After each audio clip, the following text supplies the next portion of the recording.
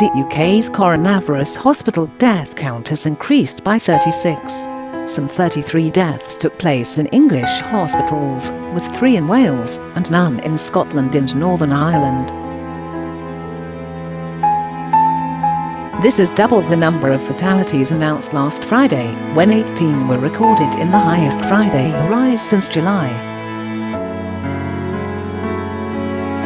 Of the latest deaths in England, 10 were recorded in the northwest, while 8 took place in each of London and the Midlands. It comes as Scotland recorded its highest single-day increase in coronavirus cases since the start of the pandemic. First Minister Nicola Sturgeon announced that 558 people had tested positive for the virus in the past day, bringing the country's total to 26,518. Despite this, she said no patients had died from the disease in the last 24 hours, meaning Scotland's death count is still 2,510. The government is trying to reduce spiralling infection rates with a series of measures, including a 10 p.m. curfew on pubs, which came into force last night.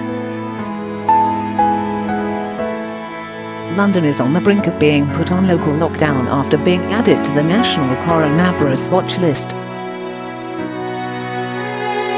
Meanwhile, Leeds will face new restrictions from midnight, including a ban on households mixing. City Council leader Judith Blake said she expected Leeds will be made an area of intervention, meaning more household restrictions along the lines of those already in force across 3 of the West Yorkshire districts in Bradford, Kirklees and Calderdale. The addition of Leeds' 793,000 population would take the number of people living under local restrictions to more than 16. 2 million people across the UK. Cardiff and Swansea will also be put on lockdown at 6 p.m. tomorrow after a huge rise in infections. The town of Llanelli will also be subject to Wales' first lockdown to town, rather than local authority level, with 13 council wards covered by the measures.